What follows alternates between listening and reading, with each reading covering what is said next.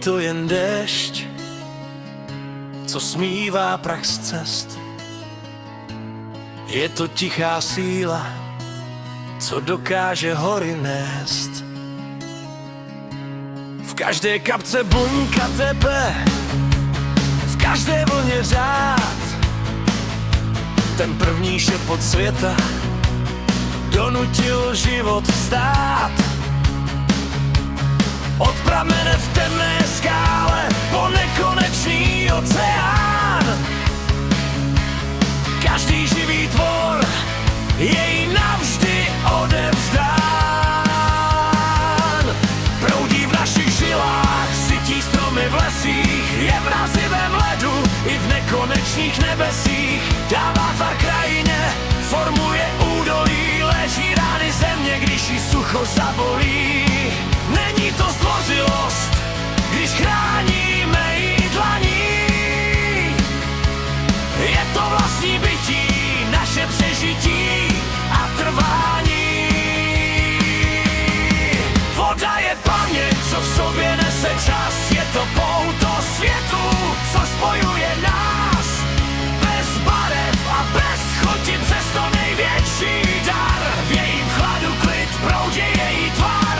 Bez ní je jen ticho a prázdná mrtvá zem.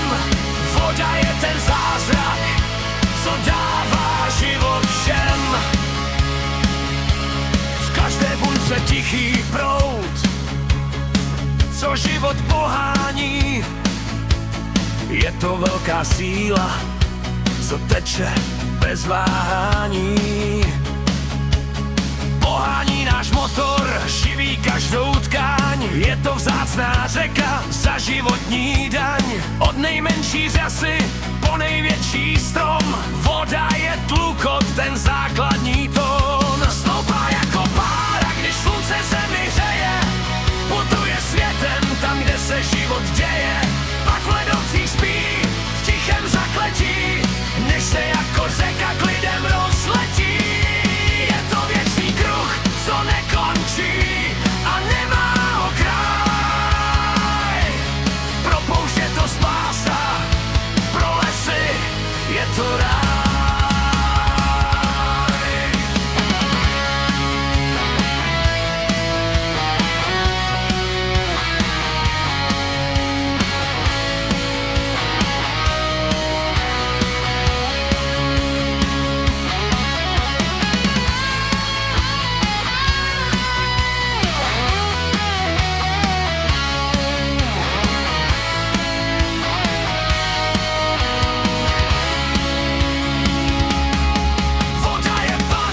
V sobě nese čas, je to pouto světu, co spojuje nás.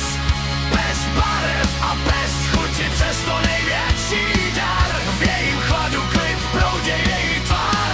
Bez ní je jen ticho a prázdná mrtvá zem. Voda je ten zázrak, co dává život všem. Miliardy let tu krouží v jednom kruhu, mění svoji tvář od ledu po duhu. Jsme z ní stvořeni, jsme její součástí, je klíčem k životu i hrází proti neštěstí. Průzračná a věčná, základ všeho. Voda.